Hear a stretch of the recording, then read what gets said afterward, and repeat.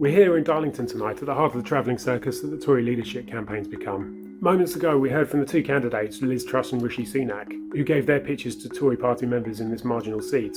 Let's not forget that the Darlington constituency was Labour for the best part of 30 years before it turned blue in the 2019 election like so many in the Red Wall. So what have we seen tonight? Well, this is the fifth hustings event that the two have taken part in since the field was whittled down to two, so much of it we've heard before.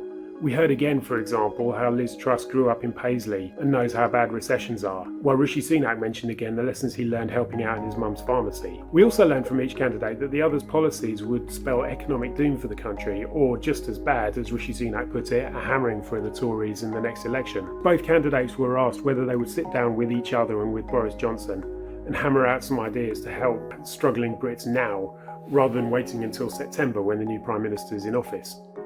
Rishi Sunak seemed the most diplomatic in this situation, but was at best lukewarm, while Liz Truss came out fighting. Such a thing would be a kangaroo committee, she told us. Another key battleground, as forecasts get even worse for struggling families, is that of direct support. It would be wrong, Rishi Sunak said, not to provide this. Ms Truss, on the other hand, argued it was wrong to take money in taxes and then give it back in handouts. I'm sure this isn't the last we've heard of this argument, but she did caveat it by saying that no one knows what the situation will be like next month when the winner takes office. Meanwhile, the ghost of Boris Johnson looms large over this contest. Rishi Sunak yet again faced members accusing him of disloyalty.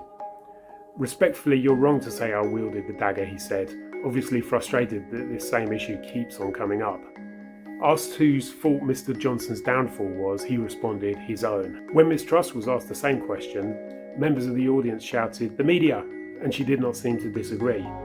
Amidst all this excitement, there was a brief mention of the NHS, which Rishi Sunak described as the most important of government services. He said its current funding was fine, but advocated reform and efficiencies, bragging that he had found £1 billion to support the people of Ukraine when it was needed.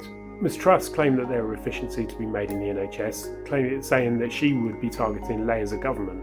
Interestingly, at the start of the debate, around 40% of the audience said they were undecided. By the end of it, that number had fallen to around 10%. They weren't asked which candidate had impressed them the most, so it remains to be seen who Tory party members, who account for around 0.3% of the population, will opt for. But, as Rishi Sunak said, it's only just beginning.